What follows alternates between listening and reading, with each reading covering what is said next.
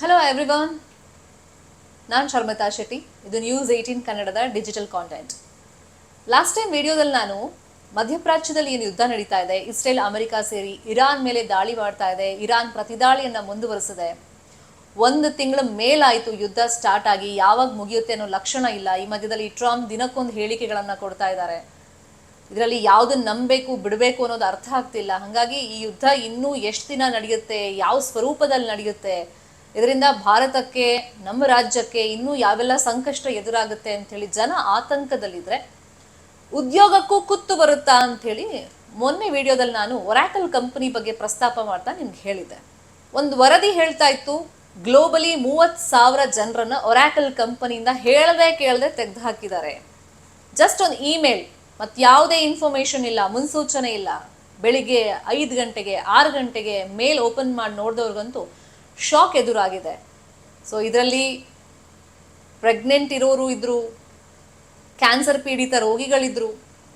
ಅದು ಯಾವುದನ್ನು company consider ಮಾಡದೆ ಗ್ಲೋಬಲಿ 30,000 ಜನರನ್ನ ತೆಗೆದು ಹಾಕಿದ್ರು ಅಂತ ವರದಿ ಆಯಿತು. ಈಗ ಯುದ್ಧದ ಎಫೆಕ್ಟ್ ನೇರವಾಗಿ ಟೆಕ್ ಕಂಪನಿಗಳ ಮೇಲೆ ಬಿದ್ದಿದೆಯಾ?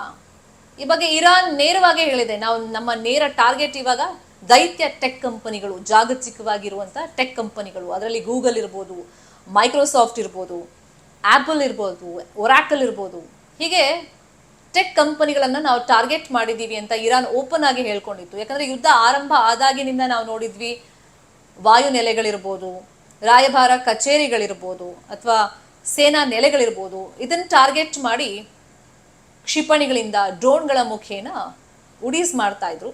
ಬಟ್ ಈಗ ನೇರವಾಗಿ ಟೆಕ್ ಕಂಪನಿಗಳನ್ನು ಟಾರ್ಗೆಟ್ ಮಾಡಲಾಗ್ತಾ ಇದೆ. ಇದರಿಂದ ಅಮೆರಿಕಾಗೆ ಒಂದು ಬಿಸಿ ಕೊಡಬೇಕು ಅಂತೇಳಿ ಇರಾನ್ ಮುಂದಾಗಿದೆ. IRGCನೂ ಕೂಡ ಇದ್ರ ಬಗ್ಗೆ ಹೇಳ್ಕೊಂಡಿದೆ. ಅಂದರೆ ಇಸ್ಲಾಮಿಕ್ ರೆವಲ್ಯೂಷನರಿ ಗಾರ್ಡ್ಸ್ ಕಾರ್ಪ್ಸ್ ಹೇಳ್ಕೊಂಡಿದೆ, ನಮ್ಮ ಮುಂದಿನ ಟಾರ್ಗೆಟ್ ಏನಿದ್ರು ಕೂಡ ಅದು ಅಮೆರಿಕಾ ಬೇಸ್ಡ್ ಕಂಪನಿಗಳು ಅಂತ ಹೇಳ್ಕೊಂಡಿತ್ತು. ಸೊ ಒರಾಕಲ್ ಮೇಲೆ ನಾವು ಅಟ್ಯಾಕ್ ಮಾಡಿದ್ದೀವಿ ಅಂತ IRGC ಹೇಳ್ಕೊಂಡಿದೆ. ಒಂದು ಕಡೆ ಉದ್ಯೋಗ ಕಡಿತ ಆಗಿದೆ ಒರಾಕಲ್ನಲ್ಲಿ, ಇನ್ನೊಂದು ಕಡೆ ಒರಾಕಲ್ ಕಂಪನಿ ಮೇಲೆ, UAE ಅಲ್ಲಿರುವಂಥ ಕಚೇರಿ ಮೇಲೆ, ಒರಾಕಲ್ ಕಚೇರಿ ಮೇಲೆನೆ, ಆಫೀಸ್ ಮೇಲೆನೆ ನಾವು ದಾಳಿ ಮಾಡಿದ್ದೀವಿ ಅಂತ ಹೇಳಿ IRGC ಹೇಳ್ಕೊಂಡಿದೆ. ಇರಾನ್ ಈ ಬಗ್ಗೆ ಹೇಳ್ಕೊಂಡಿದೆ. ಬಟ್ UAE ಕಡೆಯಿಂದ ಈ ಬಗ್ಗೆ ಒಂದು ಕ್ಲಾರಿಫಿಕೇಶನ್ ಸಿಕ್ಕಿದೆ, ಅಂದರೆ ಸ್ಪಷ್ಟನೆ ಸಿಕ್ಕಿದೆ. ನಮ್ಮಲ್ಲಿರುವಂಥ ಒರಾಕಲ್ ಕಂಪನಿ ಮೇಲೆ ಯಾವುದೇ ದಾಳಿಯನ್ನ ಇರಾನ್ ಮಾಡಿಲ್ಲ ಅಂತ UAE ಹೇಳ್ತಾ ಇದೆ. ಸೊ ಈಗ ಯಾರ ಮಾತನ್ನು ನಂಬಬೇಕು ಅನ್ನೋ ಒಂದು ಕನ್ಫ್ಯೂಷನ್ ಮಧ್ಯದಲ್ಲಿ ಈಗ ಎಲ್ಲ IT ಕಂಪನಿಗಳಲ್ಲೂ ಕೂಡ ಉದ್ಯೋಗ ಕಡಿತ ಮಾಡ್ತಾರಾ, ಈ ದಾಳಿ ಹೀಗೆ ಮುಂದುವರೆದ್ರೆ ನಮ್ಮ ಕೆಲಸದ ಪರಿಸ್ಥಿತಿ ಏನು, ಜೀವನದ ಪರಿಸ್ಥಿತಿ ಏನು, ನಾವು ದಿನ ದೂಡೋದು ಹೆಂಗೆ, ಕೆಲಸದ ಮೇಲೆ ಡಿಪೆಂಡ್ ಆಗಿದ್ದವರು IT ಉದ್ಯೋಗಿಗಳು ಈಗ ತಲೆ ಮೇಲೆ ಕೈ ಹೊತ್ತು ಕೂತಿದ್ದಾರೆ. ಸೊ ಹಾಗಾಗಿ ಇವಾಗ ಗೂಗಲ್, ಮೈಕ್ರೋಸಾಫ್ಟ್, ಆ್ಯಪಲ್, ಒರಾಕಲ್ ಹೀಗೆ ಜಾಗತಿಕವಾಗಿ IT ಲೋಕದಲ್ಲಿ ದಿಗ್ಗಜರು ಅಂತ ಗುರುತಿಸ್ಕೊಂಡಿರುವಂಥ ಕಂಪನಿಗಳಿಗೆ ಈ ಯುದ್ಧ ಹೊಡೆತ ಕೊಡ್ತಾ ಇದೆ. ಆಲ್ರೆಡಿ ಈಗ ನಾವು ನೋಡ್ತಾ ಇದ್ದೀವಿ, ಕಮರ್ಷಿಯಲ್ ಗ್ಯಾಸ್ ಸಿಗ್ತಾ ಇಲ್ಲ, ಹೋಟೆಲ್ ಮಾಲೀಕರು ಸಂಕಷ್ಟದಲ್ಲಿದ್ದಾರೆ. ಇನ್ನೊಂದು ಕಡೆ ಗೃಹ ಬಳಕೆ ಅಂದರೆ ಡೊಮೆಸ್ಟಿಕ್ ಗ್ಯಾಸ್ ಸಿಲಿಂಡರ್ಗಳ ಅಭಾವ ಇದೆ ಅಂತ ಜನ ಆತಂಕಗೊಂಡಿದ್ದಾರೆ. ಇನ್ನು ಆಟೋ ಚಾಲಕರಂತೂ ನಾವು ದಿನ ದೂಡೋದೇ ಕಷ್ಟ ಆಗಿದೆ, ಹೆಂಗೋ ಜೀವನೋಪಾಯಕ್ಕಾಗಿ ಆಟೋ ತಗೊಂಡಿದ್ವಿ, ಬಾಡಿಗೆ ಹೊಡಿತಾ ಇದ್ವಿ, ಪೆಟ್ರೋಲ್ನಲ್ಲಿ ಮೈಲೇಜ್ ಸಿಗಲ್ಲ ಅಂತ ಅಂದ್ಬಿಟ್ಟು ನಾವು LPG ಗ್ಯಾಸಿಗೆ ಕನ್ವರ್ಟ್ ಮಾಡಿದ್ವಿ, ಈಗ ನೋಡಿದ್ರೆ ಗ್ಯಾಸ್ ಸಿಗ್ತಾ ಇಲ್ಲ, ನಾವು ಜೀವನ ನಡೆಸೋದು ಹೆಂಗೆ ಅಂತ ಪ್ರಶ್ನೆ ಮಾಡ್ತಾ ಇದ್ದಾರೆ. ಒಟ್ಟಿನಲ್ಲಿ ಈ ಯುದ್ಧದಿಂದ ಪ್ರತ್ಯಕ್ಷವಾಗಿ ಪರೋಕ್ಷವಾಗಿ ಎಲ್ಲ ವಲಯಗಳಿಗೂ ಎಫೆಕ್ಟ್ ಬೀರ್ತಾ ಇದೆ.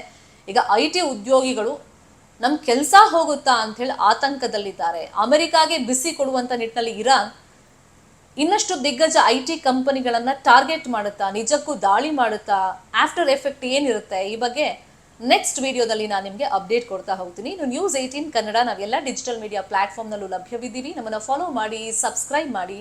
Thank you so much. ನಿರ್ಭೀತ, ನಿಷ್ಪಕ್ಷಪಾತ, ವಿಶ್ವಾಸಾರ್ಹ ಸುದ್ದಿಗಳಿಗೆ ಮತ್ತೊಂದು ಹೆಸರಾಗಿರುವಂತ ನ್ಯೂಸ್ 18 ಕನ್ನಡ ಈಗ ಆಪ್ನಲ್ಲೂ ಲಭ್ಯವಿದೆ.